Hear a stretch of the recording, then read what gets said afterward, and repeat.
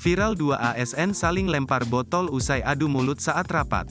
Kita pocah-pocah dari seperti itu harus sebagai asisten, sebagai pemimpin kami, kita yang harus membina kami sebagai Viral di media sosial aksi 2 aparatur sipil negara di Bantaeng, Sulawesi Selatan yang nyaris baku hantam saat rapat internal. 2 ASN wanita itu bahkan tampak saling melemparkan botol saat rapat berlangsung usai sempat terlibat adu mulut dilansir dari akun @kabarnegeri Sabtu, tanggal 2 Maret tahun 2024.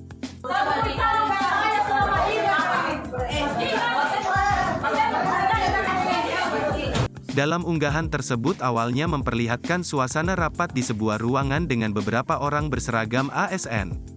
Saat itu seorang perempuan yang sedang mengemukakan pendapatnya dalam rapat tersebut. Akan tetapi tampak wanita lainnya berdiri secara tiba-tiba dan langsung melemparkan botol air mineral ke ASN lain di hadapannya. Momen rapat tersebut lantas berubah menjadi ricuh. Bahkan sang ASN yang dilempar botol saat mengemukakan pendapatnya tersebut terlihat marah. Ia membalas lemparan botol air mineral itu ke perempuan pertama. Para ASN lain yang hadir di ruangan itu pun langsung berupaya memisahkan keduanya. Kendati demikian, kedua ASN itu tetap bersikukuh untuk saling berhadapan dan saling melontarkan ucapan. Baku hantam pun nyaris terjadi di antara kedua ASN tersebut. Sejumlah netizen yang mengetahui hal tersebut sontak ramai memberikan komentar. Tak sedikit yang memberikan pro kontra atas aksi kedua ASN tersebut. Dilansir dari kompas.com, peristiwa ini diketahui terjadi di kawasan kantor Bupati Bantaeng, Kabupaten Bantaeng, Sulawesi Selatan. Kedua pejabat yang saling lempar botol itu adalah Asisten 2 Perekonomian, Andi Meiriani. Selain itu, ASN lainnya adalah PLT Asisten 3, Andi Sriwiyanti, yang juga menjabat sebagai Kabag Ekonomi Setda Bantaeng.